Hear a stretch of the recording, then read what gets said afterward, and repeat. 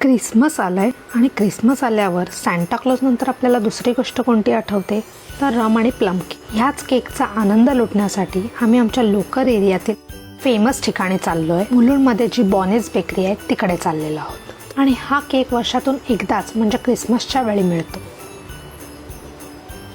मुलुंडच्या गजबजलेल्या रस्त्यावरून आम्ही तिघं मस्त चालत निघालेलो आहोत. आजूबाजूचा एरियाही किती छान डेकोरेट केलाय. खरंच क्रिसमस फिलिंग आली.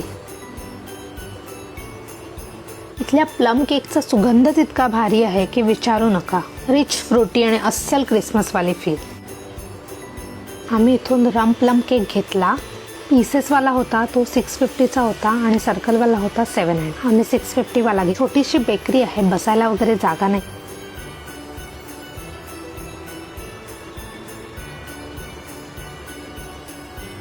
तुम्हाला आम्ही मगाशी तिथे दाखवलंच. ती बेकरी अगदी छोटीशी आहे आणि त्यांचीच एक दुसरी शाखा घाटकोपरला आहे.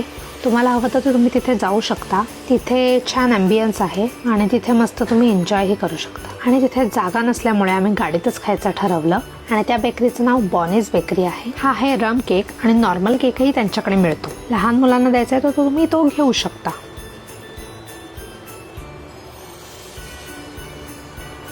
पॅकिंग किती छान आहे, खोलायलाही मस्त वाटतंय. वाव. हा व्हेज आहे, त्यांच्याकडे नॉनव्हेजही होते.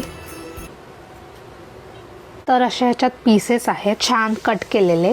ट्राय करूया.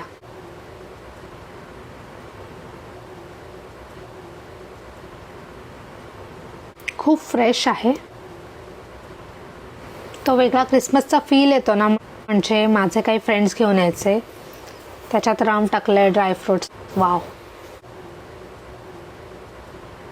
खूप सॉफ्ट आहे. ह्याची प्रोसेस खूप लॉंग असते म्हणूनच हा वर्षातून एकदा मिळतो. रबमध्ये बनतो आणि 45 ते 60 दिवसाची प्रोसेस असते आणि इतका सॉफ्ट आहे. मी एवढा मोठा पीस कधी खाल्ला कळलंच नाही. तुम्हालाही असे आमचे काही फूडचेही व्हिडिओ पाहायला आवडत असतील तर आम्हाला फॉलो करा आणि कमेंट करून सांगा.